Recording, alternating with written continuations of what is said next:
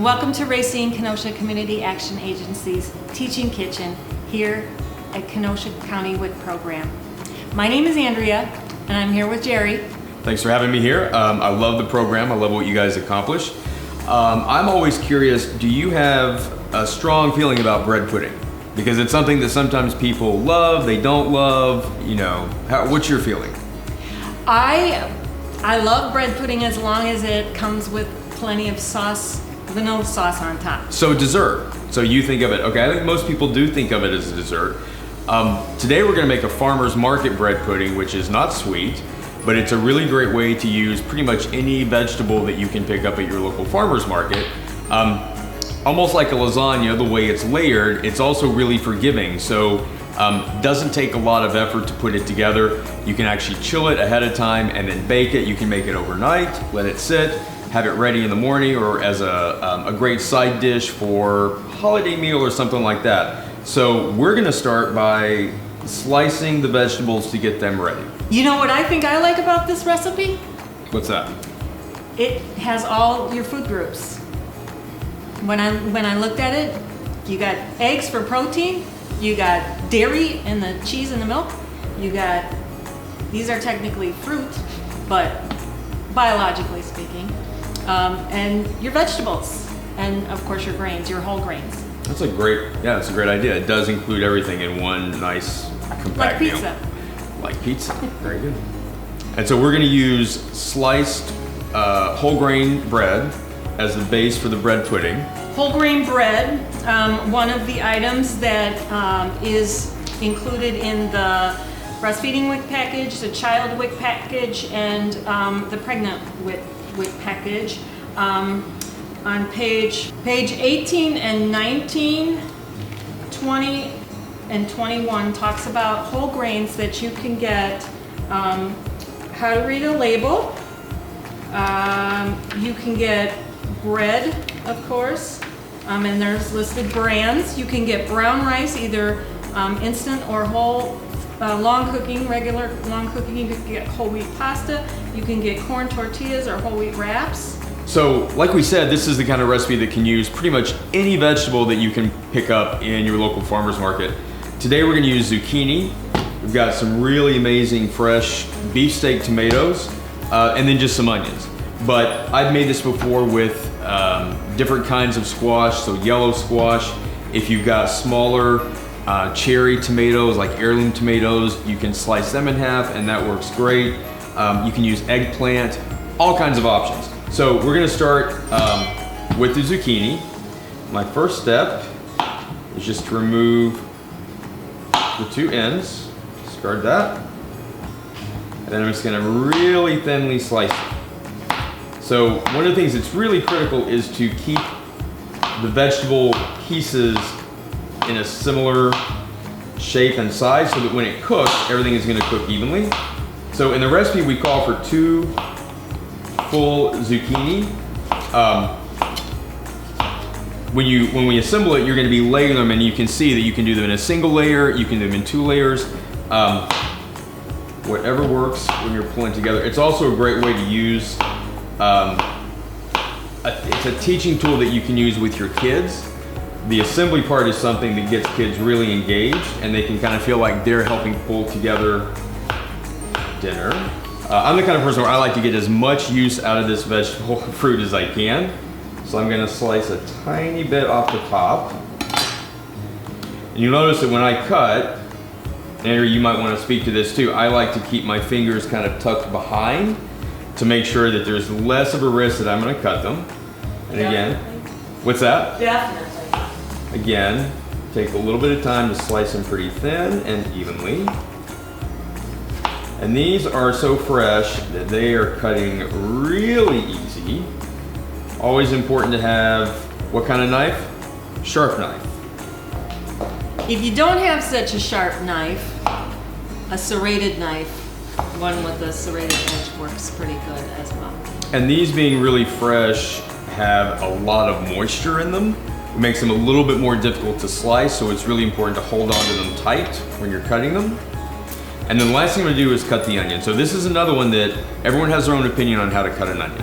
So Do you want to share yours before I do what I'm going to do? Because that way I'll take your lead, or you want me to do what I would normally do? I usually start with a flat surface so that my onion doesn't roll around on me, Exactly. because then you lose that, your finger might slip out and you'd have a little accident on your hand there, no pun intended. Cut one end off, leave the other end so that you have a little handle. And a lot of times when something calls for sliced onion, I find that I do a little bit better if I cut it in half and do like half slices. So I'm just gonna trim this off, cut the onion in half, and then, like you said, put it on the flat surface, and you can cut much easier into it like this. Keeping the fingers back, and again, trying to make sure that they stay all the same width so that they cook evenly when you put them in bread pudding.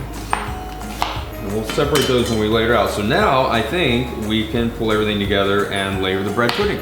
And so we've already taken a 9x13 baking pan, and it's been coated with nonstick cooking spray. This is a dish that actually firms up really nicely, but I still like to have the cooking spray in there, just be careful.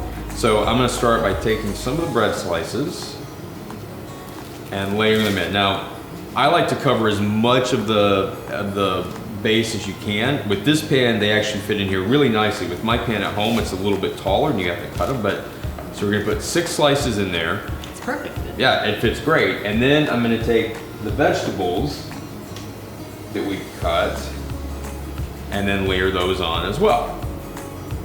I like to do the bigger vegetables first, and then come in maybe with the onion. And then I'll come back in with the vegetables like the zucchini, because they can fit in a lot of different places.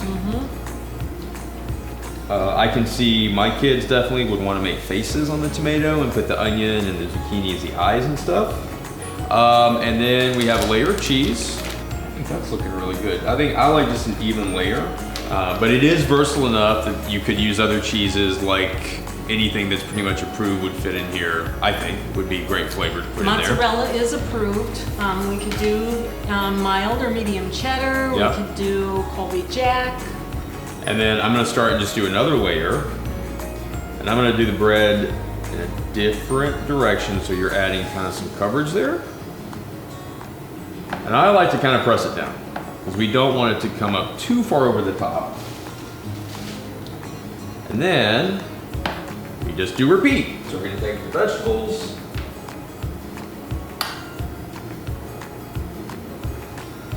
This is an 8-ounce jar of prepared pesto. Pesto is basil, olive oil, garlic, and typically pine nuts, but you can see, well, it's typically basil, I should say. You can see a lot of different herbs used in pesto to make different pestos, and a lot of different nuts.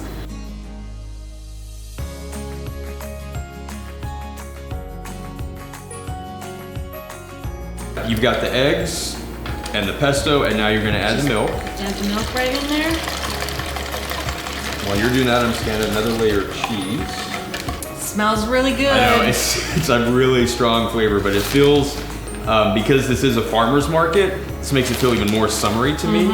And as you notice, like, I think imperfection is great with this. It doesn't have to look perfect, but I think you can also imagine if you had different vegetables, how eggplant would line up in there, you know, different squashes, different types of tomatoes. I can really see when you go to the farmer's market and you get the different heirloom tomatoes, some are yellow, some are purple, or the dark, the really black, and you know, orange. a whole bunch of layers of those on there would be great. I'm gonna take the last pieces of bread and I'm just gonna cut them into cubes.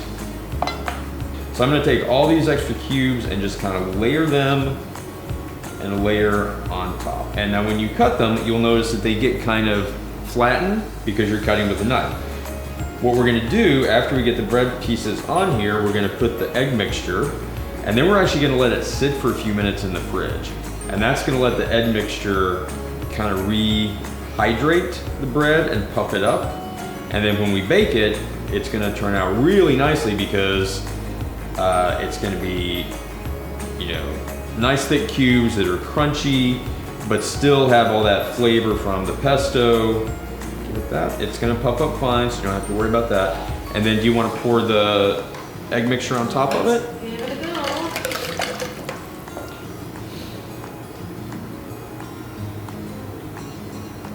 Don't pour too fast or you'll pour right over the side. This is perfect though, you're getting it right. It's evenly distributed, that's great. And then bake it for about 30 minutes and then take the aluminum foil off so that the last 10 minutes it crisps up on the top. It smells pretty awesome. So I'm just gonna cut one little piece out. Wow, and you can tell how like firm that is. Wow, look how perfect that came out. Perfect, and it's ready to go then. And you can take the slices out, serve what you want to tonight, refrigerate the rest. Great for breakfast. Great, as we said before, to go with like a side dish, slicing, layering, stirring, and it's done. And that is the Farmer's Market bread pudding. Hope you enjoy it.